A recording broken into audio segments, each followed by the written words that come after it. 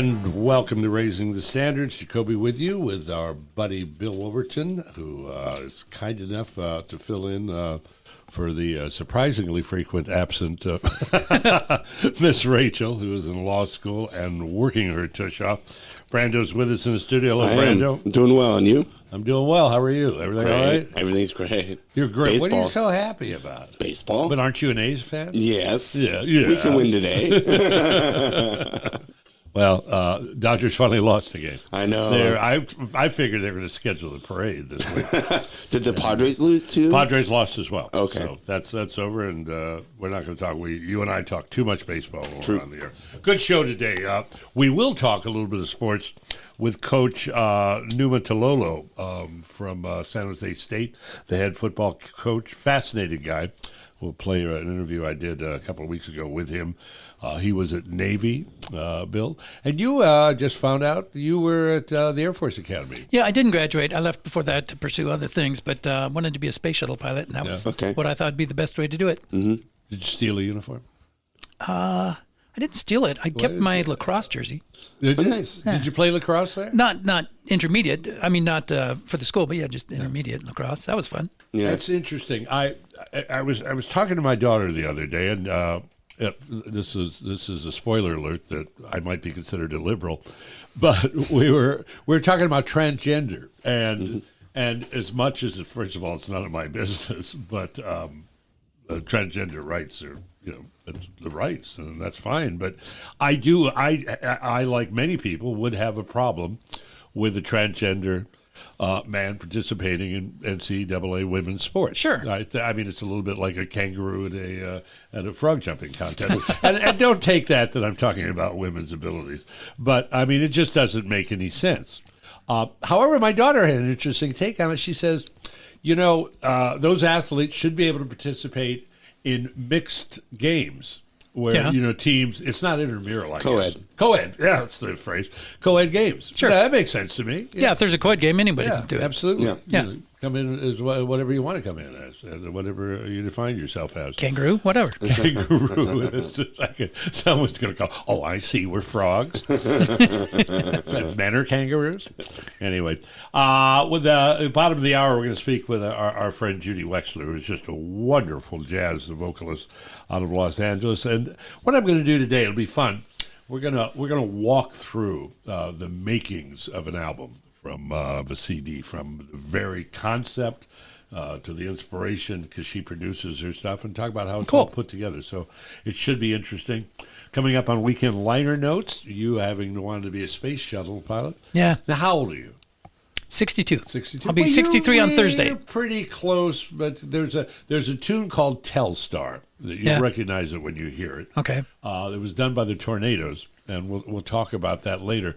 But I was 10 when it came out, and it represented outer space to me. It was it just gave me that feeling of awe, and and you're in from being a little kid waiting desperately for puberty, and so you're in that middle area, and it's just a fascinating tune, and it's some interesting stats, and we'll talk about that. But you got to be. I realize, talking about dating myself, is you got to be 65 or older to probably remember this. I don't, to be honest. You don't. Yeah. Well, you were born probably. What year 62. 62. That was the year this came out. So maybe I heard it, but I sure don't remember hearing it. In the bassinet. Yes. You may well have. So the Air Force Academy is at Boulder? No, Colorado Springs. Colorado Springs. Yeah, Leon Panetta, who became Secretary of Defense for Clinton, was the one who nominated me. Oh, did he? Yeah, I was pleased with that. And was it tough to get in? Very. I had to work for years to do it. And he didn't know me. He didn't owe me any favors, but I worked very hard at it. And he gave me appointments to Annapolis, the Naval Academy, and to the Air Force Academy. Yeah. So I have respect for that man. Did the Air Force Academy have that really nice church open? With all the spires? Exactly. Yeah. It was open. Oh, that's a beautiful church. Yeah. Were you cut in those days? Was I cut? Yeah. No. Were you in great shape? Oh. No, not were you cut. Actually, the year after that was the best shape I've ever been in. Yeah. I had just come off track season and was working pretty hard. Yeah. And how tough? Do you go through basic there, or when you get into the service, when you leave? We did basic training there. You did the regular basic, or is it? Yeah. Okay. They said it might have been a little harder. Some of the guys who'd been in for a year and then went there said, "Oh, this is tougher than what I went through." Really? But we went off for 3 weeks and looked like Army guys living in the dirt, and that was fun too. And I actually enjoyed it. We did obstacle course and the bayonet assault course and just all sorts of fun training. It was good. And Boy, what an image that brings up, the bayonet assault course. What do? Stab that fellow. Oh, there was I was going so hard on the bayonet assault course that, because we did it right after breakfast. You want to slip. Well, I found myself running off the course and into a bush, and I didn't know why I was doing it consciously. And I bent over and just puked my guts out because I was going so hard. And then I was ready to keep going, and I noticed there were shoes, and there was a full bird colonel in the bushes where we wouldn't notice him unless you take a side trip to go throw up. And he just said, "Good job, son." And I ran off. Didn't get in trouble. Now, wipe your face and get back in the race. Exactly. Now, bayonet, do bayonets still exist as part of training? In training, when I did it, they did. Hand-to-hand Sure. combat these days. No, we had to slash and stab. They'd give us commands, and we'd stab these things, and we'd slash them, and you'd work hard. It was all almost like physical training. It's just everything's working your body. Mm-hmm. So if you reached a point, if you were attacked by a Sandfield burlap bag dummy, I was ready. You could defend yourself. No, that was it. All right. San Jose State University has a new head coach as of last year. They went to a bowl game. Ken Niuatalolo, he's a good guy, a fascinating man. As I said, he was at Navy. Let's play the interview, and you can find out a little something about him. This is San Jose State head coach. Jacoby with you for raising the standards with a friend, and we've had a long relationship on this show with, of course, Spartan Nation and San Jose State and coaches over the years, and we're delighted that we've got a moment to speak with Coach Ken Niuatalolo. Pretty close? Yes. That wasn't bad. Yep. That wasn't bad at all. Second year. Had a good year. I think you probably were pleased. It's always better, but a winning year. You made a bowl game. And then, what, I guess you're off for 6 months, or what do you do? Yeah, so we're in right now in the middle of spring practice. We had practice 5 today. Super encouraged where we're at. I mean, it's night and day compared to this year to where we were last year. Last year, I mean, we had over close to 50 new guys on the roster at this time. We were scrambling, getting guys into school, just different things, and it's just different now. Our staff's been together a year. We have some guys that understand our expectation, how we do things. Not that things are. I mean, Coach Brando did a great job and great football coach, but people do things differently. Right. And so, just trying to get guys, acclimatized to how we do things, there's a little bit of transition to that, but the guys coming back understand our expectations, how we do things, and the new guys that came in, they don't know any differently, so they're learning from us. So it's a super encouragement. Well, it's interesting, Coach, when you do, as you're all too familiar with, you do a job that has a seasonal air to it. I mean, having produced jazz shows for years, people say, well, at the end of the show, it's over. No, there's work that goes on. And so there's really not a lot of an off season for you. Yeah, we kind of look at it from, guys have kind of talked it in quarters and off season. Like the season is the season. Right. But after the season, the first quarter is basically recruiting. You know what I mean? When you're signing people, it's when our guys have their winter conditioning. Then after that, it's spring football. Then after spring football, it's the summer training. So the players are having summer training, and the coaches have summer camps.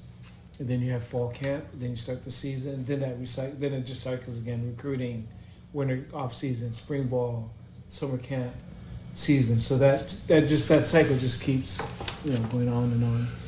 You have had a career that I think you've got the icon status. I don't know if you put that on your card yet, but you have a wonderful career, a great reputation. You spent a lot of years at Navy. I would think that coaching at Navy, there must have been an advantage to built-in discipline with young players? Well, there are a lot of things at the Naval Academy that you did outside of football when you're just a normal student, whether it's making your bed and having to wear a uniform. So those kind of things lent themselves to discipline. But football was still football. Right. You still had to, make sure people touched the lines, make sure their assignments were exactly right. And so, yes, there are some things that could lend to that, but you still had to make sure that you were scrutinizing it from a football standpoint, and that you looked at everything with the fine-tooth comb and their microscope, and that you looked at every detail. And so, because I've seen it that it didn't always automatically say that you're going to be a disciplined person because you're at the Naval Academy, Right. But it did help at times. Did help. As I mentioned earlier, for raising the standards of my program, which is now in its 34th year, it's always had a great relationship with you folks, and we look forward to continuing this throughout the season when you're available.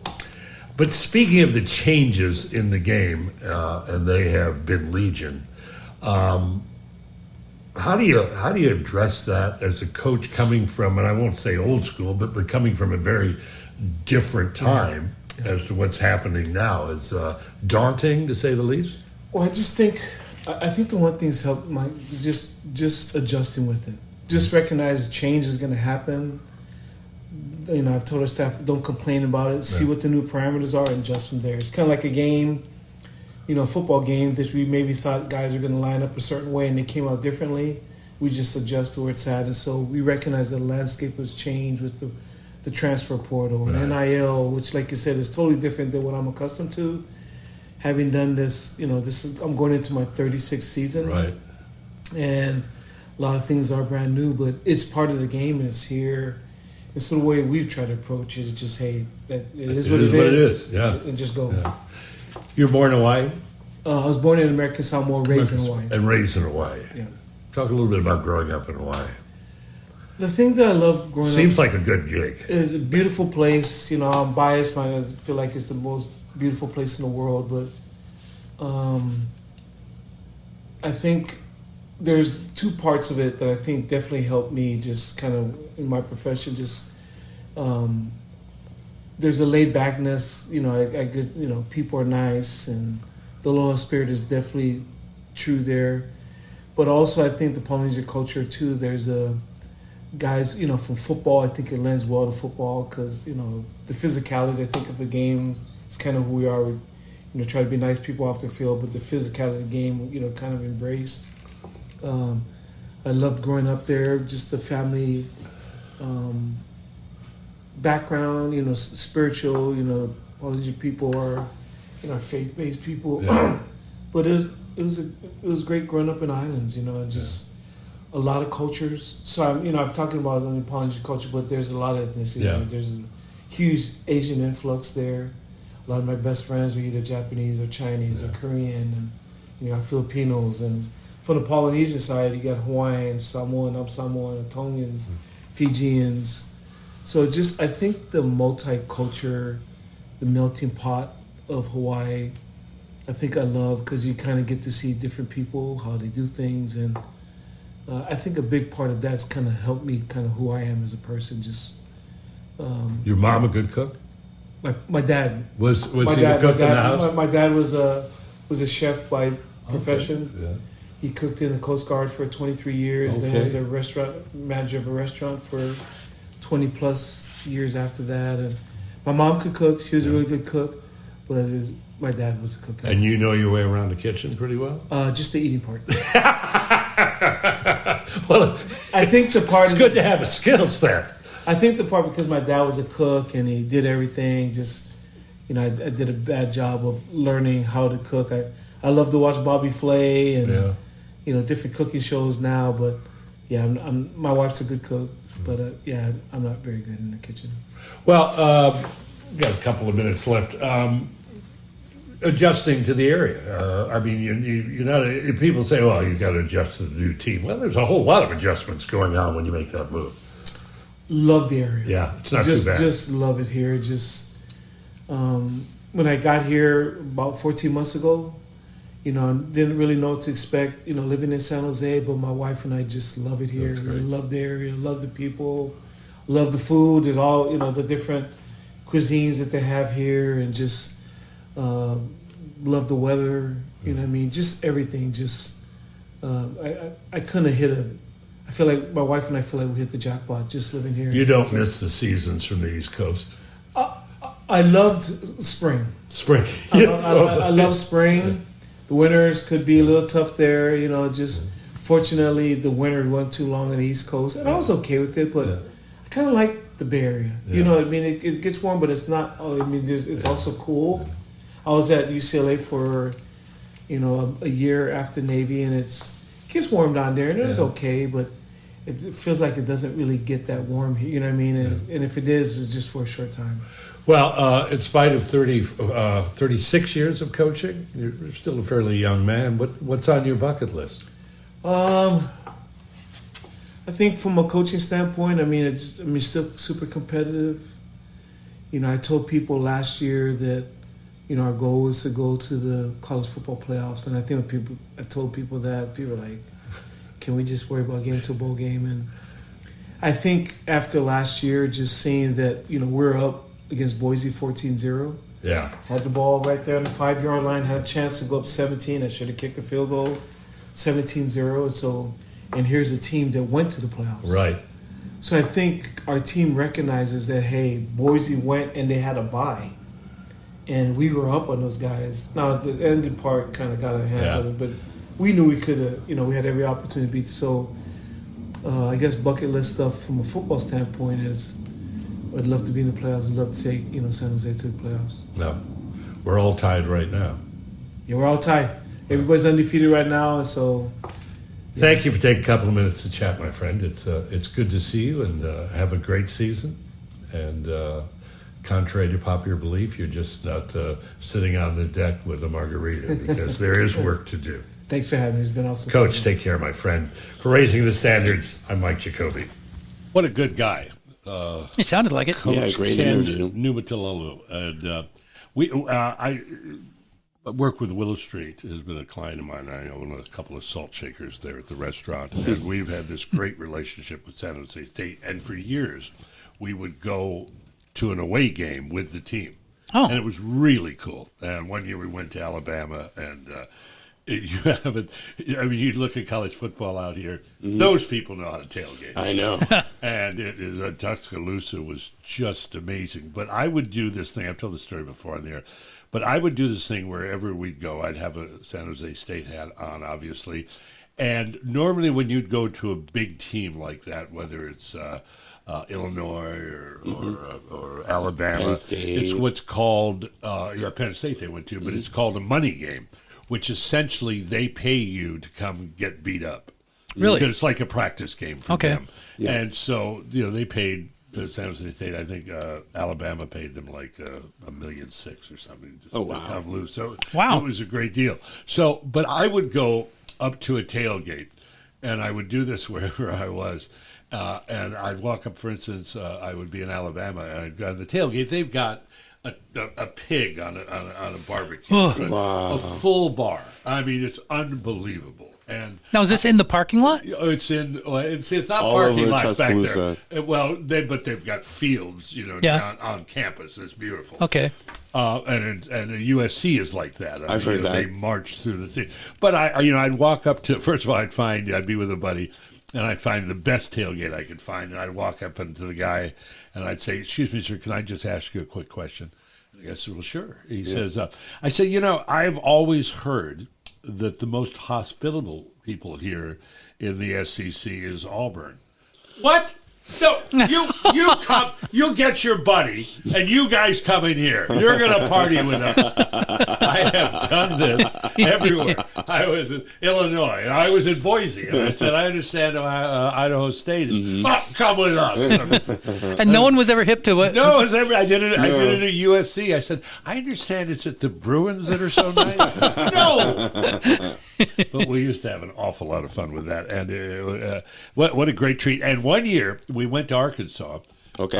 And the Marie Tuitt, who was the athletic director at the time, was a good friend of mine, and it was one of those money games. Yeah. And they paid, I think, $1.2 million for us to go there and get the crap beat out of us. Yeah. One of those deals. Well, San Jose State upsets them Uh-oh. and wins like by 20, and the crowd is dead silent. Oh. Yep. And I looked at Marie and I said, "Did you catch that check?" She said, "I did." I said, "Good, because we're leaving now. Yeah. We're going to the bus." But you just never know. And It can happen. There's always things like that at the beginning of college football season. Appalachia State would beat Ohio State or something. It'd be a 50-point spread. On But it's sports. If everything was a foregone conclusion, it wouldn't be as fun. That's why they keep score. Yeah. Yeah. No, if everything were a foregone conclusion, it would be more fun. But, certainly for me, if I was the only guy that knew that. Well, that's different. Yes, that's another thing. We're waiting to hear from Judy Wexler from Los Angeles. Marvelous singer. We'll chat with her for a second. What do you got going, Billy? You got you guys are sounding great anymore. I always get on hold with you During and the Rosie trivia? during the battle of the sexes. Yeah. And That's actually about my favorite part of the show. it There are is- a lot of parts it I is like, but very I enjoy fun. that. But I don't know if you listen, Brando, but No, I don't wake up Rosie that early. is just so mean-spirited with him. I'm sorry. It's 6-4. Well, she says we're both so competitive. Yeah. What she means by that is I'm very competitive, meaning her. I can kind of just flow with it, but she is competitive when it comes to that. And you're always playing old commercials, Yeah. too, while I'm on hold for these things. And now, you understand, it's 6:35 in the morning. I'm Yeah. And the other day, you played, and I was so proud of this ad lib. The other day, you played a John Wayne commercial, Yeah. talking for the American Cancer Society. Right. Of course, Wayne died of cancer, and about raise fund for fighting cancer. And you followed that with a John Wayne commercial for Camel cigarettes. Right. And then you came to me, and I said, "Oh, this is John Wayne for Sinclair Caskets." And I thought Rosie would pee herself. It was so funny. She just fell out of the chair. Have you guys ever played the AT&T commercial with Bear Bryant, the former coach of Alabama? I have not. So they aired that commercial on Mother's Day in like 1966. Yeah. And what happened was the commercial was so effective it brought down the AT&T network. Really? What? Yeah. Listen to the commercial. It's fantastic. I'll tell you a quick story. When I started in broadcasting, we still had AP machines. Okay. Which you'd rip and read the news. You remember those, Bill? Yeah, I do. And they would have bells. Mm-hmm. Depending how many bells rang was how important the story was. Like the Kennedy assassination was like 16 bells. And a buddy of mine, Gary Scott Lee from KRTY, told me a story. He lived in Alabama, and they had he was in there, and 12 bells went off. And he goes, "My God, it's a nuclear war." Mm-hmm. Bear Bryant had died. People do love Alabama football. They do indeed. With us on the line, a dear friend, Judy Wexler from Los Angeles, one of my favorite jazz vocalists on the planet. How are you, my dear?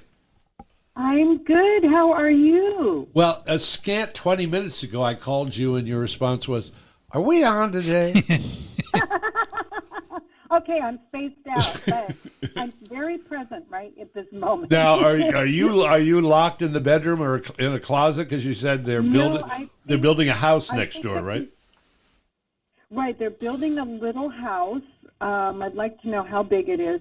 It's really, it's amazing how fast they're doing it, but they're very noisy, and they're on a lunch break right now, apparently. So thank the universe. All right. Well, if you need to know how big it's going to be, just figure how many square feet and then multiply times $1,000, and you'll figure out how big and what the price is.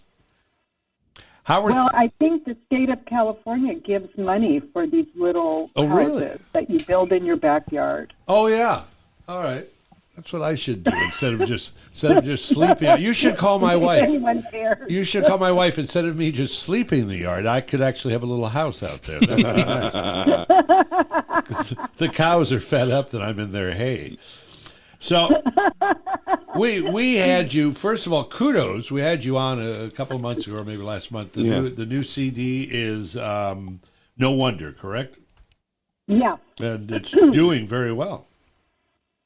Yes, it's doing great on the radio. I was really happy to see it finally broke the top 20 in airplay across America. So that makes me feel really good. Number 19. Well, good for you. Let's talk about the day. Would you share with me? I mean, it's in the old days, it was all based on sales, physical sales of CDs. And I know you probably sell a lot of CDs, at live performances. But streaming, is it like 8 cents a download, or how does that work?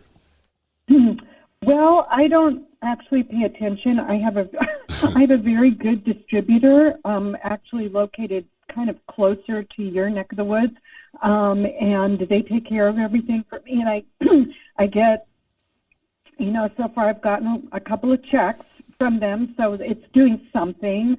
And as far as streaming, I don't really pay attention to Spotify, because unless you stream over 1,000 streams per track, your whatever cents, your 5 cents or your dollar or whatever you make from that goes to some other label. Uh-huh. The artist doesn't even get it. So I don't really care about them too much. I mean, if there were something that would stream to millions and millions of people, then we could be talking about it. But yeah. Judy, some physical CDs. It always reminds me of the Seinfeld episode where he was getting all these checks for 48 cents, 62 cents. Yeah, I mean, I actually was on a TV show, a popular TV show in the 90s, and I still get residual checks from that, and they're around $28 here and $35 there, but we're going on 30 years. Really? I did this almost 30 years ago. It was a Frasier. Oh, wow. Well, very cool. Very cool. Can you Google that? Is that on YouTube? Yes, I'm sure it's on YouTube. I was actually a Rhea Perlman sight gag, as it were, being small like her, and at that time very curly hair like her. And the character of Diane came back from Cheers and she had written a play and produced it. And it was the cast of Cheers, but they were all kind of knockoff. Oh, I see. Knockoff to what the real characters were. So it was a fun episode. And I don't think you and I have ever had this conversation. I want you to take me and Brando and Bill here through, and the listeners obviously as well, through the making of an album. From inception, you produce your own stuff, right? Yes. Okay. And with the help of my pianist arranger, Jeff Coella. Okay, so you get, and we do different things when we co-produce. All right, let's talk about No Wonder. You're sitting around and say, I'm going to do a new CD. I've got an idea. Where do you go from there? Do you start with I'm going to do these tunes, and boom, boom, boom, and then you go hire the band? Tell me how it works. Okay, so in this case, and in most cases, when I say, I think I have enough money now to actually make an album, I think of the concept first, and in this case, it's my 7th album, so I wanted to do something that I actually haven't done before, which is record standards. I've usually stayed away from them, and as you probably know, I've found tunes that are lesser known that I think should be known more. In 2021, I did Back to the Garden, which was all songs somewhere circling the summer of love in the 60s, but with jazz arrangements and an amazing band. And then before that, in 2019 with Alan Pasqua, I did Crowded Heart, which were like, these are contemporary songs written by great jazz writers that should be standards, that aren't standards now, but I think they should be. So I called them modern standards. In this case, I wanted to do songs that everybody knows. This Summer Knows, and You Stepped Out of a Dream, and Weaver of Dreams. But, I tried to skew towards the hipper standards. And so the process of choosing the songs was me just listening to a lot of music and floating the titles by Jeff, who, he was mostly agreeable to everything. And there are a couple of outliers, like Dance Me to the End of Love by Leonard Cohen and Luciana Sosa's No Wonder, which is, I think it's maybe the only third time that particular song has been recorded to my knowledge. I don't really know. And but then my concept was, because Jeff is such a great arranger, I wanted him to do specifically 2 horn arrangements for most of the songs on the album. So there are 12 tracks total, and out of those, there are 10 tracks that have horn arrangements. So that was my concept. And in terms of hiring the band, I used people that I've played with and recorded with many times before. Jeff Colella, Gabe Davis, the bass player, is he's my first call bass player. He's absolutely phenomenal. And Steve Haas, the drummer, has been on almost all my albums. Then Bob Shepard did some cameos on clarinet and soprano sax. And the rest of the 2 horn arrangements, the sax, the woodwinds were by really great, young, up-and-coming sax player, Danny Janklow. He's phenomenal. And Jay Jennings on trumpet from Snarky Puppy. So, we kind of knew who we wanted. And when everything was arranged and when I was ready, we just went into the studio. Now, and how long a process is that? I mean, in the old days, obviously, the old Capitol days, that everybody was in the same room, and you recorded together. Now things are done so much by tracks. Do you spend a month in the studio? How long? Well, with the band, we spent 2 days. Okay. Six songs per day, so they were done in 2 days. Then the horns were overdubbed, a few hours here, a few hours there, depending on the person. And the 2 horns were together the whole time. They recorded together. And then I laid down my vocals after that. So, it took some time, and I also was not in any hurry. So it kind of and also the engineer I used is so busy. So I was kind of at the mercy of his schedule too. Now, when you do, can I ask you a ballpark figure to do an album? What are we talking to put one together, money-wise? $1 million. Yeah. that explains the GoFundMe. Or $2 million. But yeah, one to 2 million. No, it just depends.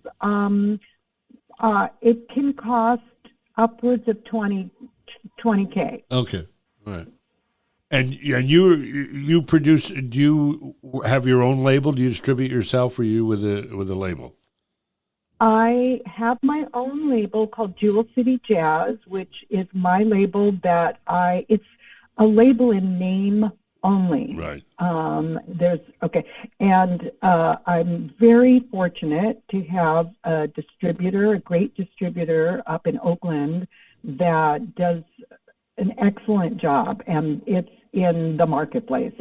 Physical CDs are available all over the place, which is rare for a jazz artist these days, because CD Baby stopped doing physical distribution, which was really kind of a big drag for so many artists. So, most artists these days either sell it on their website or on Bandcamp.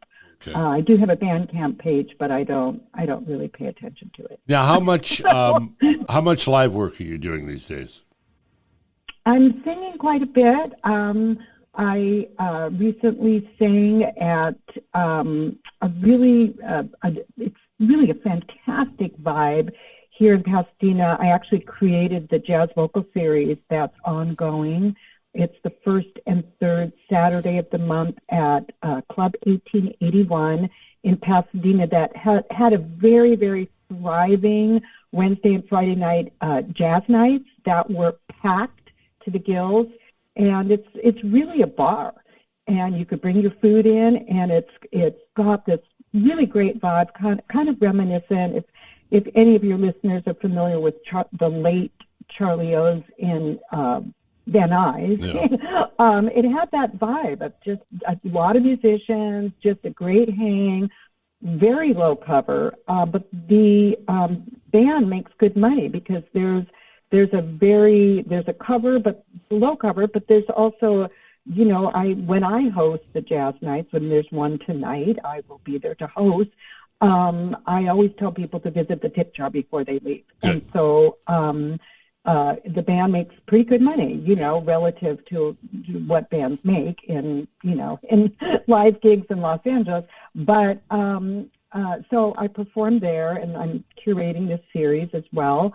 And I've got a show coming up, The Baked Potato. I'm doing an epic birthday bash in a month at The Baked Potato place. If it's, the club's been around for 55 years at this point. It was started, I think, in 1970. So it's the oldest jazz club in Los Angeles. And I'll be going to New York in May, doing a couple of shows there. When are you going to be? I'm going to be there the 3rd through the 9th. Are you going to be in town? No, because my performance is May 14th at Pangea. Okay. And then on May 16th, I'll be at Maureen's Jazz Cellar in Nyack. And I've got an incredible band with me. And then in June, I'll be at the Sound Room in Oakland in late June. And you play they're relatively new. The place is in the Paso Robles? I've done libretto. Yes, I have done libretto. I did that last year. I'd love to come back to libretto at some point. And I'll be, were you going to say that? I can't. No. Okay. And so, and I've got, a bunch of gigs lined up for July and August. And then some gigs in next year. Well, I'll be at Scullers in Boston. And I'm working on actually getting myself to the UK for a show. Well, so, good for you. TBD. Certainly, when I was doing Jazz in the Plaza in Los Gatos, you were there, and we loved having you. And you were speaking of birthdays. It's our dear friend Paula West's birthday today. Yes. So we wish her the very best. Going to wish her a happy birthday, Paula. She's a listener. She's probably at a rally right now. I don't doubt that for a second. I told her we need to get her some opinions for her birthday. And she has a few. Quickly, folks want to find out more. Your website, can they buy the CDs on the website? Find out your schedule, all that. I'm not really selling them on the website. Okay. But they can go to Amazon. They are there at Amazon. Physical CDs, downloads. You can stream it on any of the platforms, the digital platforms, Apple Music, etc. If you do go to my website, I think there might be a way to buy it. I don't remember, but that's terrible. Just click on virtual tip jar, and you'll be fine with that on her website. Hey, love you, darling. Very quickly, we're going to send you out as we say goodbye with your version of a very hip Nat Cole tune, That Sunday, That Summer. Tell me about the song. Well, the song, it's funny because I felt like I was so up on all these fantastic songs, and I went to a friend's gig, I don't know, maybe 2 years ago, and I heard this song, and I loved the lyrics, love, love, love, and, of course, the melody, and that's what makes a good song. And I thought, wow, what is this song? And so I researched it. And I asked my friend, another singer, and I said, I've never heard of this. I've never heard the song. I've never heard of the song. And she goes, Judy, it's like a standard. It is, and I'm like, what? Well, it's a lovely version, and I'm going to let you go because the contractors are going to come back from lunch and no one will be able to hear you. Yeah, they're already coming. All right. So thank you so much for having me, Michael. It's always a pleasure to talk to you. Good chatting with you. Judy Wexler, take care, my dear, and here's a bit of That Sunday, That Summer on Santa Cruz Voice. Thank you. How long? If I had to choose just one day to last my whole life through, it would surely be that Sunday, the day that I met you. Newborn whippoorwills were calling from the hills. Summer was coming in but fast. Lots of daffodils were showing off their skills, nodding all together. I could almost hear them whisper, go on, kiss him, go on and kiss him. If I had to choose one moment to live within my heart, it would be that tender moment, recalling how we started. Darling, it would be when you smiled at me that way, that Sunday, that summer.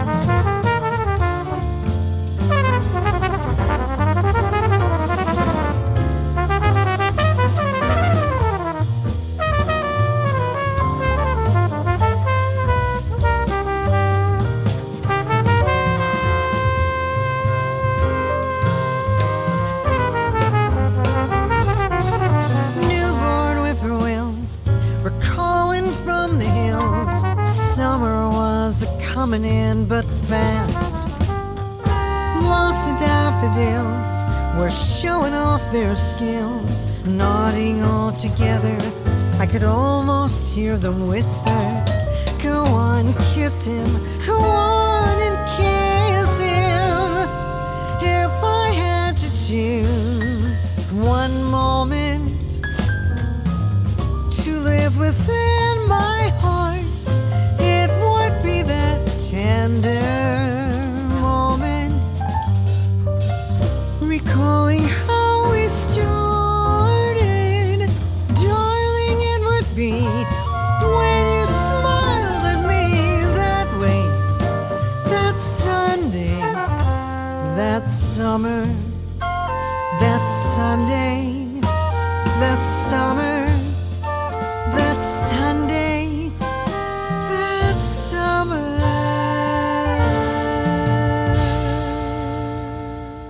Judy Wexler, That Sunday, That Summer. She's a good friend and a very, very talented singer. That was fascinating to me to get a behind-the-curtain look at what a disjointed process it is that you then need to coordinate. It was fascinating. And had I not laughed when she said $1 million, she'd go, ooh, this is good. I'm going to get them. That made me curious. If it costs $20,000 to make an album, Spotify pays the least. Guess how many downloads you'd have to break even? I have they pay 5 million. Really? It pays between 3 and 5 tenths of a cent per download. Huh. Here's an interesting stat. I meant to tell you and Rosie this. The difference between a million and a billion? Yeah. A million seconds is 11.2 days. Okay. A billion seconds is 31 and a half years. It's 1,000 times more, yeah. Yeah. Isn't that amazing? Yeah. That's so much fun. Oh, that is frightening stuff. Anyway, let's do liner notes. Today, a tune that is literally out of this world. Or at least for a 10-year-old boy in Illinois, it was pretty unworldly. The year was 1962. Jack Kennedy was in the White House. The Mick was roaming center field at the stadium. Bill was being born. Yep. And Telstar is orbiting the planet. Have I lost you yet? Oh, no, bear with me for a few more paragraphs. The payoff is pretty cool. So anyway, Telstar was a communications satellite launched in July. It would serve as the inspiration for London musician Joe Meek, who wrote, ready for it? Telstar. Released in August by the English band The Tornadoes, the tune reached #1 on both the UK singles chart and Billboard's Hot 100. I love this song. It evokes memories of Alan Shepard and John Glenn, of Camelot and the Flintstones, of Dr. No and Duck and Cover. I was 10, and it was a much different world. Enjoy.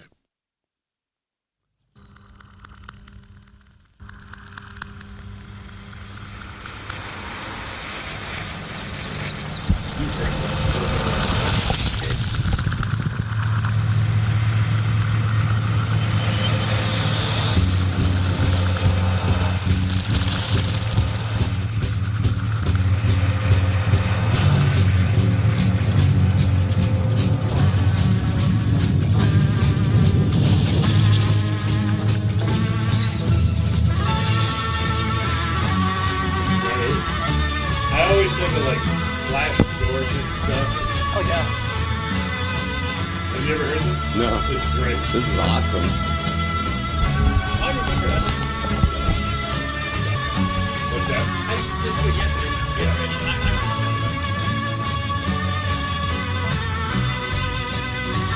It's weird instruments.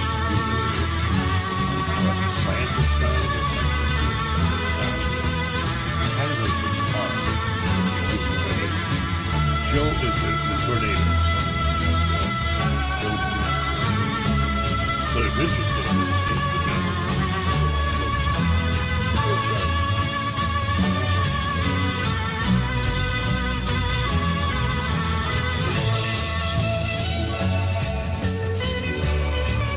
Kind of has a Western sound, too.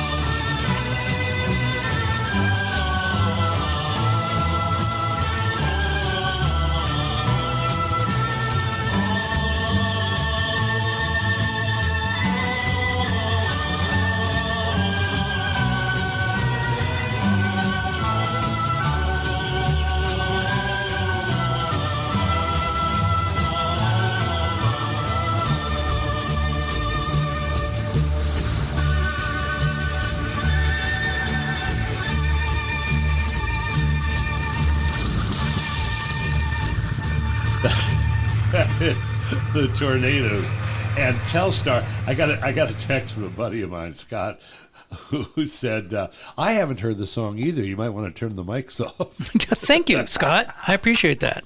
And I'm just saying to myself, talk about the Lord looking after drunks and idiots. Yeah.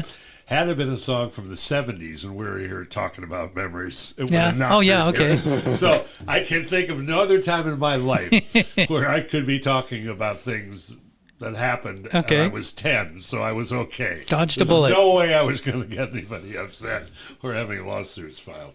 That's a lovely tune. But it's fun. Now, you were born in 62, so you remember the moon landing.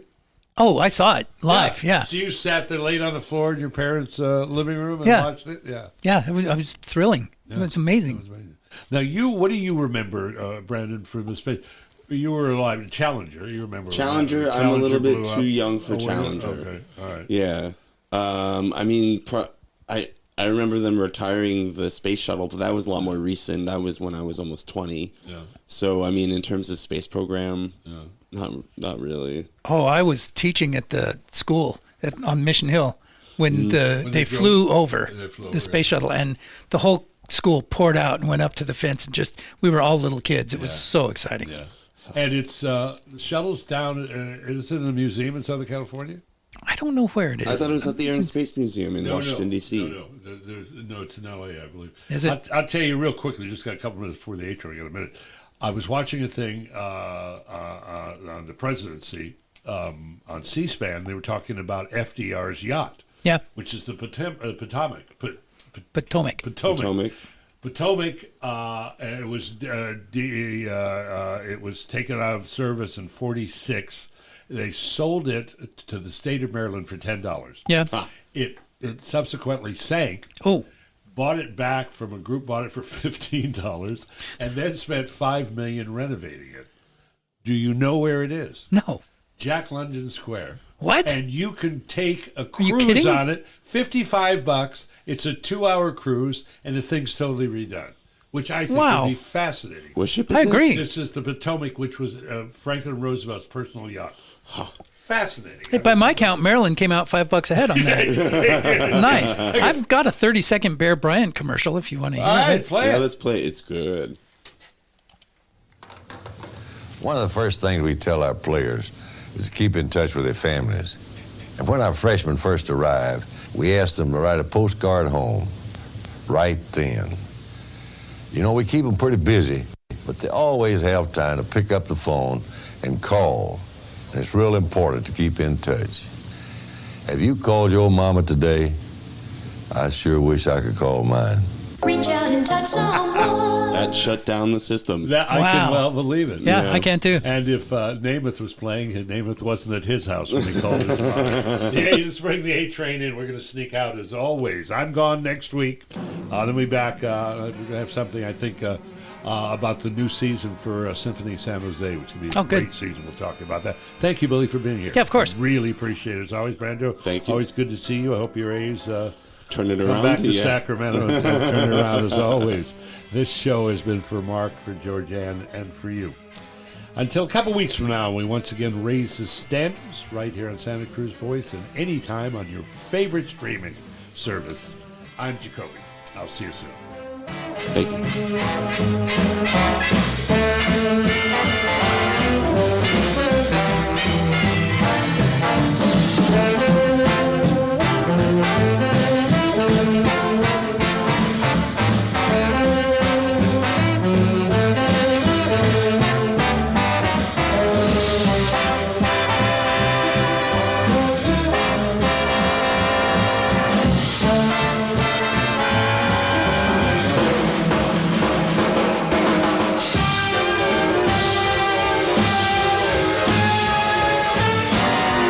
Hurry, hurry, hurry, take the A-train to get to Sugar Hill way up in Harlem. If you should take the A-train, you get to where you're going in a hurry. Hurry, hurry, hurry, now it's coming. Can't you hear the rails are humming? Leota, if you should miss the A